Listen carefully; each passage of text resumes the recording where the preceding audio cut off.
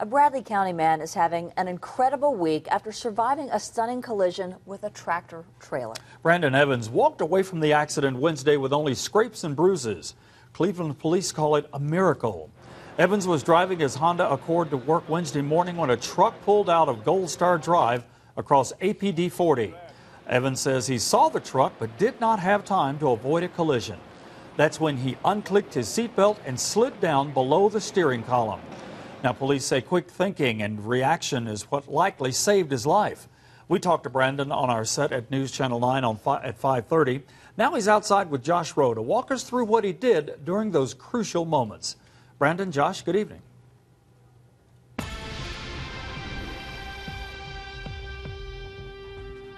Driving down the road and you see the truck, explain to us what you did at that time. I was in the right-hand lane, and I seen him pull out, and so I got in the left-hand lane thinking I might be able to go in front of him.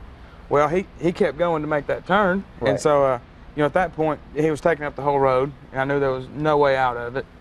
And so, instinctively, you want to kind of duck down. Right. And the part where it scared me is when I tried to duck, the seatbelt had me latched. So you tried to go forward, and you couldn't go forward. Yeah, I tried to ball up, Right. And whenever it had me latched, I basically just clicked it, and as soon as I clicked it, I leaned down with the seatbelt and everything, and got down as low as I could.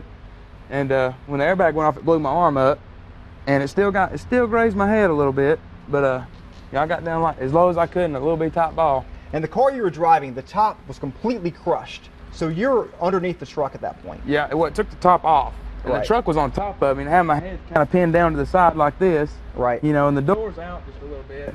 And so I was kind of sitting there crunched in, and I finally got my feet around the wheel enough to kick the windshield out enough to crawl out between the windshield and the doorpost. Brandon, an amazing story. We're just glad that you're okay. Thanks for joining us. We really do appreciate that.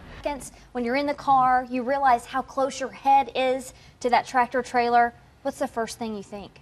I was praising the Lord right there, And whenever the car stopped, it was still on top of my head. So I couldn't sit up in the car, and I wanted out of it. Right.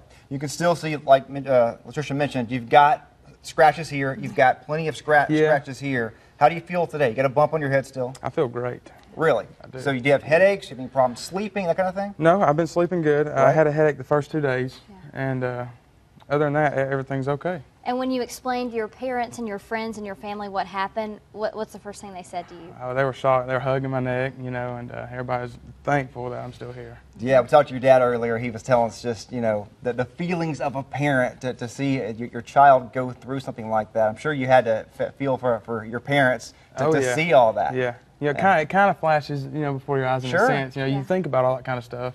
And, I thought about my daughter and those kind of things.